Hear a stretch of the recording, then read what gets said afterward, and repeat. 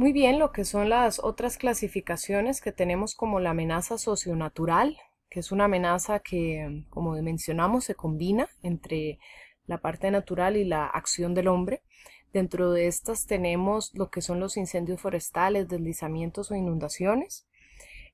Muchas veces cuando el ser humano encausa los ríos o por ejemplo el incendio forestal. Los incendios pueden ser clasificados de manera socionatural o incluso natural, desencadenándose a través de la origen hidrometeorológico, ¿verdad? Cuando hay rayería y esta rayería llega a afectar el combustible de la cobertura boscosa, pues generan incendios. Entonces esto depende mucho del origen, es que lo clasificamos acá o acá.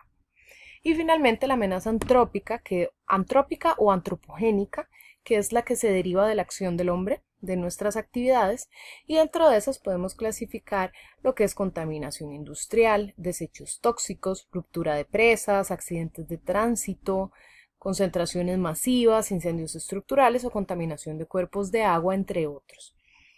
Lo importante cuando nosotros hacemos un plan de gestión del riesgo en un lugar geográfico dado es que tomemos en cuenta las diferentes amenazas de acuerdo a su origen con tal de hacer un análisis integral. ¿Qué es lo difícil? Que vamos a ir viendo que cada amenaza se caracteriza de manera muy diferente porque estamos hablando de eventos completamente distintos cuyas afectaciones van a variar mucho. Para nosotros caracterizar una amenaza, tenemos que tomar en cuenta 4 aspectos muy importantes. Uno es el origen, tipo y naturaleza, que es lo que nosotros estábamos conversando en la diapositiva anterior. Otro es el tiempo, o sea, la celeridad de gestación y materialización, por ejemplo, lo que estábamos mencionando cuando son de origen, cuando es una amenaza por inundación lenta o rápida. La recurrencia, la propia estacionalidad. La recurrencia puede ser, si ustedes han estado escuchando, cuando se habla muchas veces, por ejemplo, de amenazas por inundación con un periodo de recurrencia de 10, 25, 30 o 50 años. Magnitud e intensidad, por supuesto que cada amenaza va a tener una manera de medirse y esto nos va a nosotros ayudar a comprender el nivel de la amenaza. Esto puede ser, por ejemplo, cuando estamos hablando de una amenaza por sismicidad en lo que es la escala Richter o la intensidad de Mercalli.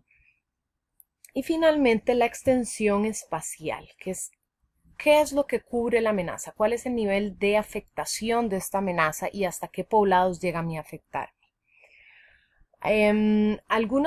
Es muy importante también entender que una amenaza se puede materializar de manera individual o combinada, simultánea o incluso en una secuencia de encadenamiento, que una amenaza empiece a generar otra.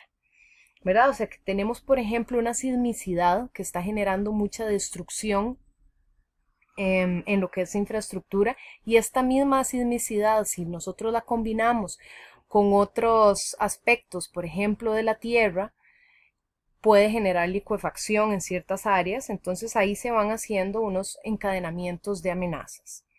Y finalmente tenemos acá más o menos un poquito lo que yo les hablaba de lo que es la probabilidad de excedencia en este caso y la intensidad de la amenaza. Entonces la curva esta, para que nosotros la entendamos, por ejemplo, es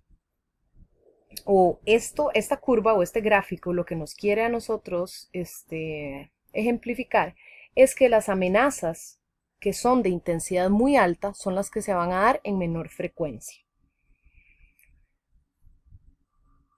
Aquí tenemos, por ejemplo, una intensidad de la amenaza de 9 y nosotros lo comparamos con una probabilidad de ocurrencia. En realidad debería decir aquí ocurrencia, no excedencia. En algunos casos depende un poco del gráfico, pero esto es más o menos lo que significa. Entonces, lo que se quiere decir es que las amenazas de magnitudes más altas son las que se dan en menor frecuencia. Muy bien. Ahora pasamos, ya estuvimos viendo un poco sobre lo que es amenaza y pueden incluso ustedes apoyarse en las lecturas que yo les puse en la plataforma. Ahora vamos a pasar a lo que es la vulnerabilidad. La vulnerabilidad se puede analizar desde muchas ópticas. Aquí cuando nosotros estamos hablando de lo que es vulnerabilidad global, vamos a ver que existen ópticas desde la parte física, social, política, tecnológica, ideológica, cultural, educativa, ambiental e institucional, que se relacionan entre sí, se vinculan y por eso es que muchas veces es complejo el análisis de la vulnerabilidad. Una amenaza es un peligro que puede causar una emergencia. La vulnerabilidad a esa amenaza ocasiona un desastre.